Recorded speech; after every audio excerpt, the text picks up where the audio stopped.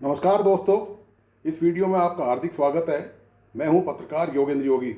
दोस्तों, प्रधानमंत्री नरेंद्र मोदी ने पिछले दिनों देश की एकता, अखंडता और समृद्धि की दुहाई देते हुए देशवासियों से सोना नहीं खरीदने और पेट्रोल डीजल बचाने के लिए सार्वजनिक वाहनों के इस्तेमाल की अपील की थी। तो क्या ऐसी अपील से ही देश बचेगा? पीएम मोदी की पार्टी भाजपा गठबंधन में शामिल राजनीतिक दलों के नेता जो भाषा और क्षेत्र के नाम पर देश में दरार डालने की हरकतें कर रहे हैं, उससे क्या देश को कोई नुकसान नहीं होगा? यह हरकत की है मुंबई महानगर निगम के भाजपा की सहयोगी पार्टी शिवसेना एकनाथ शिंदे गुट के उप महापौर संजय घाड़ी ने। मुंबई के उप महापौर संजय घाड़ी ने शहर के सभी दुकानदारों और होटल मालिकों को चेतावनी दी है कि वे जल्द से जल्द देवनागरी लिपि में ठोस मराठी साइन बोर्ड प्रदर्शित करें, नहीं तो उन्हें शिवसेना स्टाइल की कार्रवाई झेलनी पड़ेगी। शिवसेना स्टाइल का मतलब है कि जैसा कि विगत महीनों में शिवसेना गुट उद्धव ठाकरे और मनसे के कार्यकर्ताओं ने गुंडागर्दी की थी, मराठी नहीं बोलने वालों को मारा पीटा था और उनकी दुकानों में तोड़फोड़ की थी। मुंबई नगर निगम में भारतीय जनता पार्टी और शिवसेना एकनाथ शिंदे गुट का बोर्ड है। शिंदे गुट के संजय घाड़ी वृद्ध मुंबई नगर निगम के उप महापौर हैं। दुकानों पर साइन बोर्ड मराठी हो, इस फैसले पर भाजपा को कोई ऐतराज नहीं है। मुंबई में बीएमसी ने सुप्रीम कोर्ट के निर्देशों का हवाला देते हुए सभी दुकानों, होटलों और वाणिज्यिक प्रतिष्ठानों के लिए देवनागरी लिपि में मराठी साइन बोर्ड लगाना अनिवार्य कर दिया है। 14 मई 2026 तक 5000 से अधिक प्रतिष्ठान अभी भी नियम का पालन नहीं कर रहे हैं, जिन्हें 1 महीने के भीतर बोर्ड लगवाने की चेतावनी दी गई है, अन्यथा कड़ी कार्रवाई की जाएगी। कड़ी कार्रवाई का मतलब है जिसके लिए शिवसेना जानी जाती है। उप महापौर घाड़ी ने कहा है कि शिवसेना स्टाइल में कार्रवाई की जाएगी। शिवसेना, उद्धव और मनसे के कार्यकर्ताओं ने जब मराठी नहीं बोलने वालों पर गुंडागर्दी की थी, तब भाजपा के महाराष्ट्र में मुख्यमंत्री देवेंद्र फडणवीस ने विरोध किया था और कठोर कार्रवाई करने की बात कही थी। लेकिन उप महापौर घाड़ी के शिवसेना स्टाइल में कार्रवाई करने पर मुख्यमंत्री फडणवीस चुप हैं। क्या उप महापौर घाड़ी के ऐसे बयान हिंसा को बढ़ावा नहीं देते हैं? संजय घाड़ी ने स्पष्ट किया कि यह नियम सुप्रीम कोर्ट के निर्देशों के अनुसार है, अनिवार्य है। उन्होंने कहा कि इन साइन बोर्ड्स को दुकानों पर प्रमुख रूप से दिखाया जाना चाहिए, न कि किसी कोने में। उप महापौर ने चेतावनी देते हुए कहा कि यदि प्रतिष्ठान 1 महीने के अंदर मराठी साइन बोर्ड नहीं लगाते हैं तो प्रशासन कड़े कदम उठाएगा। इसके साथ ही उन्होंने यह भी चेतावनी दी कि पार्टी कार्यकर्ता शिवसेना के तरीके से अपनी प्रतिक्रिया देंगे। मतलब साफ जाहिर है कि वही पुरानी गुंडागर्दी की जाएगी। सर्वाधिक आश्चर्य तो सुप्रीम कोर्ट के इस फैसले पर है, जिसमें सुप्रीम कोर्ट ने सितंबर 2023 में कहा था कि मराठी में साइन बोर्ड बिल्कुल सही है। यह निर्णय बिल्कुल सही है। इससे आश्चर्य की बात है कि इससे देश की एकता, अखंडता पर क्या प्रभाव पड़ेगा, इसका आकलन इस आदेश से पहले नहीं किया गया। सुप्रीम कोर्ट ने मुंबई में खुदरा व्यापारियों से मराठी में नए साइन बोर्ड लगाने का जो निर्णय दिया था, उस पर यह भी कहा कि आप मराठी भाषा में बोर्ड क्यों नहीं लगा सकते, इसका अनुपालन करें। कर्नाटक में भी यही नियम है। कोर्ट ने कहा था कि आपको मराठी साइन बोर्ड होने का लाभ का पता नहीं है।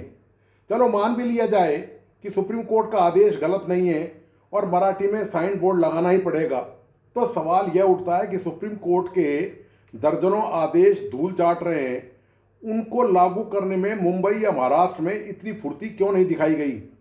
जून 2024 में बॉम्बे हाई कोर्ट ने सुप्रीम कोर्ट के आदेशों के अनुसार लिविंग विल यानी कि मृत्यु वसीयत के लिए दिशा निर्देश लागू न करने के लिए महाराष्ट्र सरकार को जबरदस्त फटकार लगाई थी।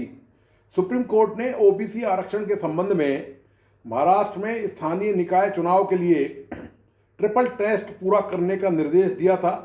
इसके बाद बंठिया कमीशन की रिपोर्ट के आधार पर चुनाव कराए गए, लेकिन 50% से अधिक आरक्षण वाले क्षेत्रों को लेकर संशय बना रहा और अदालती कार्रवाई जारी रही, जिससे यह प्रक्रिया पूरी तरह लागू नहीं मानी गई।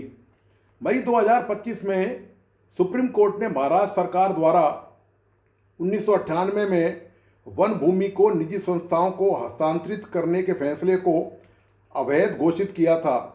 2022-23 में फ्लोर टेस्ट और दल बदल के मामले में सुप्रीम कोर्ट के निर्देशों की व्याख्या और कार्यान्वयन को लेकर भी राजनीतिक गलियारों में बहस रही, जिसे लेकर यह कहा गया कि फैसले की भावना के अनुसार कार्रवाई नहीं हुई है। सुप्रीम कोर्ट ने 13-14 अप्रैल 2026 के आदेश में राजमार्गों पर अवैध अतिक्रमण, अनाधिकृत ढाबों, अवैध पार्किंग और सुरक्षा की कमी को जीवन के अधिकार अनुच्छेद 21 का उल्लंघन मानते हुए इन्हें तत्काल हटाने और 60 दिनों में अनुपालन रिपोर्ट पेश करने का निर्देश किया था। यह आदेश राष्ट्रव्यापी था। महाराष्ट्र में यह आदेश सही तरीके से लागू नहीं किया गया। महाराष्ट्र और कई अन्य राज्यों में राष्ट्रीय राजमार्गों के किनारे ढाबों का अतिक्रमण और वहां अवैध पार्किंग एक अत्यंत गंभीर समस्या बन गई है, जिससे न केवल ट्रैफिक जाम रहता बल्कि सड़क दुर्घटनाओं में भी भारी वृद्धि हो रही है। महाराष्ट्र सरकार द्वारा ऑटो और टैक्सी चालकों के लिए मराठी भाषा बोलना, पढ़ना और समझना अनिवार्य किए जाने संबंधी निर्देशों के बाद कई ऑटो चालक अप्रैल माह में मुंबई छोड़कर उत्तर प्रदेश और बिहार लौट गए थे, लेकिन सरकार के समझ में आ गया कि इस तरह तो मुंबई का विकास ठप पड़ जाएगा, तो इसमें ढील दे दी गई। अब इस नियम के अमल को 6 महीने के लिए टाल दिया गया है। आज मुंबई में मराठी अनिवार्य की गई है, कल को तमिलनाडु में तमिल, कर्नाटक में कन्नड़, उड़ीसा में उड़िया, पंजाब में पंजाबी, असम में असमिया और दूसरे राज्यों में उनकी भाषाओं को अनिवार्य किया जाएगा।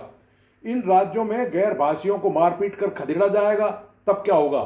तब भाजपा किस मुंह से भाजपा देश की एकता अखंडता बचाने की दुहाई देगी, जबकि ऐसे मामलों में वह खुद ही शामिल है। शिवसेना, उद्धव गुट और महाराष्ट्र नवनिर्माण सेना के कार्यकर्ताओं ने पिछले दिनों मराठी के नाम पर जमकर गुंडागर्दी मचाई थी। कई दुकानदारों को मराठी नहीं बोलने पर उनकी पिटाई की गई। इसी तरह टैक्सी चालकों के लिए मराठी बोलना अनिवार्य किया गया है।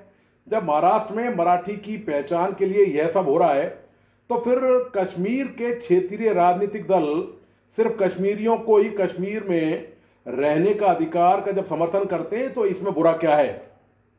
जब राजनीतिक दलों को भाषा, धर्म, क्षेत्र, वर्ग और जाति के आधार पर राजनीति चमकाने का अधिकार है, तो कश्मीर के क्षेत्रीय दलों को यह अधिकार क्यों नहीं है कि वे सिर्फ कश्मीरियों की बात करें? फिर उन्हें ही देशद्रोही क्यों कहा जाता है और बाकी ये जो भाषा क्षेत्र के नाम पर कर रहे हैं, इनको क्यों नहीं कहा जाता? क्या इसलिए कि कश्मीर में मांग करने वाले राजनीतिक दल मुसलमानों के हैं, इसलिए उनको ऐसी मांग करने के लिए देशद्रोही घोषित किया जाता रहा है? यह तुष्टीकरण की राजनीति देश में कब तक चलेगी? मतलब कश्मीरी कहें कि कश्मीरी में वही होगा जो कश्मीरी हैं, तो खासकर भाजपा को ऐतराज है, लेकिन जब महाराष्ट्र में वही टैक्सी चलाएगा जिसे मराठी आती है तो ऐतराज नहीं है। यह दो मुहैयापन कब तक चलेगा? राष्ट्रभक्ति और देशभक्ति का यह ड्रामा देश के लोगों की आंखों में धूल कब तक झोंकता रहेगा? भाजपा को सिर्फ विदेशी मुस्लिम शरणार्थियों से ही देश की एकता अखंडता को खतरा नजर आता है। भाजपा की सहयोगी शिवसेना शिंदे गुट के साइन बोर्ड जैसे भाषा के आधार और टैक्सी चालकों को मराठी बोलने की अनिवार्यता जैसे विभाजनकारी निर्णय से कोई परेशानी नहीं है, क्योंकि शिंदे गुट के साथ भाजपा महाराष्ट्र में सत्ता में थी और अब भी है। विकास के नाम पर सत्ता में आना तो सिर्फ बहाना है। ऐसे फैसलों में शामिल होने से ही भाजपा का मुखौटा उतर जाता है और असली चेहरा सामने आ जाता है। तो दोस्तों, आपको आज का विश्लेषण कैसा लगा? प्लीज़ अपने लाइक एंड कमेंट के साथ बताइए। इस वीडियो को अपने दोस्त और परिजनों को जरूर शेयर करें। मेरा तमाम दोस्तों से आग्रह कि प्लीज़ इस YouTube चैनल को लाइक करें, सब्सक्राइब करें और बेल आइकॉन का बटन जरूर दबाइए। धन्यवाद। नमस्कार।